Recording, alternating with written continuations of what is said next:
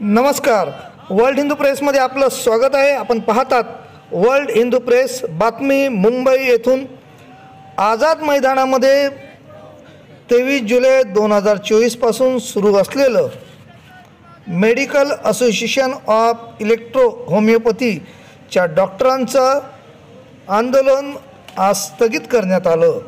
या आंदोलनात महाराष्ट्रातील सुमारे 30,000 इलेक्ट्रो होमिओपॅथी चिकित्सकांच्या प्रॅक्टिस विषयक गंभीर समस्यांबाबत त्यांच्या प्रतिनिधींनी आंदोलनात सहभाग घेतला।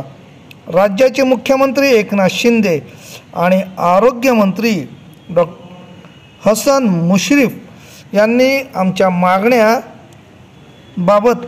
तात्काळ गंभीरतापूर्वक विचार करून आमच्या व्यवसायादरम्यान येणार असणाऱ्या अडचणी तात्काळ सोडवाव्यात अशी मागणी प्रामुख्याने आंदोलनाचे नेतृत्व करणारे डॉक्टर विलास बिरासिस यांनी यावेळी स्पष्ट केले। या संदर्भात ते नेमकं काय म्हणालेत ते पाहूयात।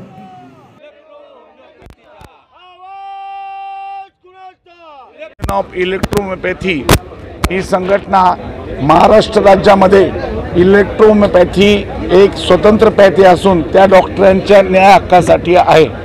जवळपास आमचे ह्या महाराष्ट्रात 30,000 चिकित्सक आहेत। या चिकित्सकांना दरवेळेस शासन बोगस डॉक्टर शोध मोहीममध्ये बोगस असं संबोधण्यात येते।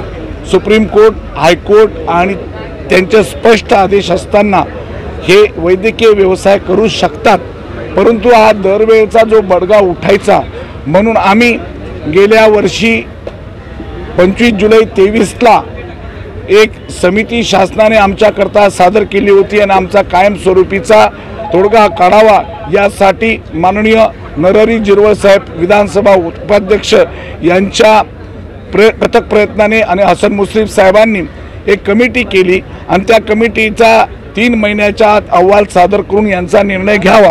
परंतु सदर कमिटीला जवळपास उद्या परवा 1 वर्ष होत आहेत। थोडी दिरंगाई होत होती, शासन निर्णय लागत नव्हता। त्या कमिटीत आमच्या समितीचे सदस्य डॉक्टर प्रशांत सोनवणे, डॉक्टर सतीश जगदाळे, पानगव्हाणे साहेब, डॉक्टर बाहुबली शाह हे समिती सदस्य आमचे प्रशासकीय सदस्य म्हणून पण होते, परंतु शासनाने निर्णय न घेतल्यामुळे म्हणून आम्हाला आंदोलनाचा पवित्रा घ्यावा लागला। येत्या 22 तारखेला आम्ही आंदोलनाला बसलो। आंदोलनात बसल्यानंतर त्याच दिवशी 11:30 वाजता प्रशासनाने आम्हाला बोलवण्यात आलं आणि प्रशासनाने आम्हाला 24 तारखेला दुपारी 12 वाजता तुमची मीटिंग, तुमचा धोरणात्मक निर्णय आम्ही 100% घेऊ असं आश्वासन सांगितलं। आज स्वतः मंत्री महोदय त्या समितीसमोर मंत्री महोदय हजर झाले आणि मंत्री महोदयांनी आज निर्णय स्वतंत्रपणे महाराष्ट्र मेडिकल काउन्सिल ॲक्ट 1961-31 याप्रमाणे आम्हाला की आयुष संचालकाकडे एक रजिस्टर नोंदणी करून अधिकृत व्यावसायिक धारक म्हणून आम्हास त्यामध्ये समाविष्ट केलेला आहे। त्याचा समितीचा निर्णय असल्यामुळे तो एक मोठा पॉलिसी डिसिजन आहे, तो राजपत्रित होईल आणि तो एवढ्या 4-5 दिवसामध्ये तुमचा आज निर्णय जाहीर मी करतो असं आश्वासन मंत्री महोदयाने दिलेलं आहे। म्हणून आम्ही आज सायंकाळी 5 वाजता हे बेमुदत धरणे आंदोलन जे चालणार होतं ते आज सायंकाळी आम्ही शासनाचा निर्णय घेतल्यामुळे आज आम्ही 5 वाजता हे आंदोलन संपवणार आहोत। हे असं मी महाराष्ट्र राज्याच्या सेक्रेटरी या वतीनं आपणास कळवत आहे। सर, होमिओपॅथी झालं, इलेक्ट्रोहोमिओपॅथी झालं, आणि आयुर्वेद झालं, नेमका याच्यामध्ये रुग्णांसाठी दिलासादायक काय उपचार असतात आणि नेमका फरक काय? ॲलोपॅथी गेले 20 वर्षापासून 30 वर्षापासून आपल्या देशामध्ये आहे। होमिओपॅथीसुद्धा 1971ला आपल्या महाराष्ट्रात त्याला मान्यता प्रथम देण्यात आली, मग देशात देण्यात आली। आमच्या एक इलेक्ट्रोहोमिओपॅथी बाकीच्या शास्त्रांपेक्षा मी माझ्या इलेक्ट्रोहोमिओपॅथीच्या शास्त्राबाबत सांगेन की आमची चिकित्सा पद्धत ही पारंपरिक पद्धतीची आहे। ही वनस्पतींपासून बनवलेली आहे आणि विशेषतः याच्यामध्ये केमिकल किंवा कोणतेही विरहित आहे। हिचा गुण हिचा फार अवसान जवळ लवकर लागतो, याचे साईड इफेक्ट नाहीत म्हणून आणि कमी पैशामध्ये रुग्णास ही सेवा उपलब्ध होते म्हणून ही ग्रामीण भागामध्ये शासनाच्या ध्येय धोरणाप्रमाणे 1000 व्यक्तीला एक डॉक्टर असावा।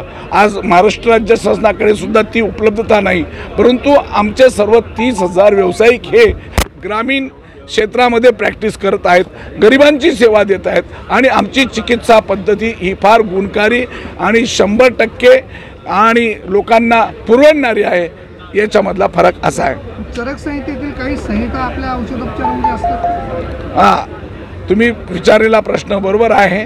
आमच्या ज्या या मेडिसिनचा जो या आचारसंहिता आहेत या जशा आयुर्वेदिक किंवा ॲलोपॅथी किंवा युनानी यांच्या जशा ड्रग ॲक्टनुसार त्यांचे काही बंधनं येतात, त्यानुसार आम्हाला सेंट्रल गव्हर्नमेंटने इलेक्ट्रोहोमिओपॅथीचे मेडिसिनला प्रचार आणि प्रसार यासाठी मान्यता दिलेली आहे आणि त्यातल्या त्यात आमचे स्पेसिफिक आम्ही त्या शास्त्रानुसारच बनवतो।